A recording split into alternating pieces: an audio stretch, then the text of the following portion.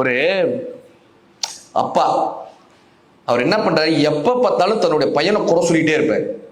யாராவது வந்தாக்க பையனை குறை சொல்றது அவருடைய பெரிய வேலையாக இருக்கும். வந்தவர்கிட்ட சொல்றாரு, சார் என் பையன்லாம் என் பிசினஸ்க்கு செட்டே ஆக மாட்டான் சார், என் பையனுக்கு பொழைக்கவே தெரியல சார், என் பையன் எதுக்குமே வேலைக்கு ஆக மாட்டான். வந்தவர் கேட்கிறாரு, ஏங்க அப்படி சொல்றீங்க, இப்ப பாருங்களேன் அப்படின்னு பையனை கூப்பிடுறாரு. கூப்பிட்டு ஒரு பக்கம் 50 ரூபா நோட்டு, இன்னொரு பக்கம் 500 ரூபா நோட்டு, உனக்கு எதிராக வேணும் அப்படின்னாரு. அந்த பையன் 50 ரூபா நோட்டு எடுத்துட்டு போயிட்டான். பாத்தீங்களா சார், 500 ரூபா வச்சிருக்கேன் சார், 50 ரூபாய் எடுத்துட்டு போறான். இவன் எப்படி சார் நாளைக்கு பொழப்பான், இவன் எப்படி சார் நாளைக்கு ஜெயிப்பான், அறிவே வரமாட்டேங்க சார் என் பையனுக்கு. இப்ப அந்த பையன் அந்த பக்கமா போனானா, வந்தவர் இந்த பக்கமா போனாரா, அந்த பையனை பிடிச்சிட்டாரு. கேட்டாரு, ஏன்டா உங்க அப்பா தான் 500 ரூபா தராரேடா, நீ ஏன்டா 50 ரூபாய் எடுத்துட்டு போறாரு.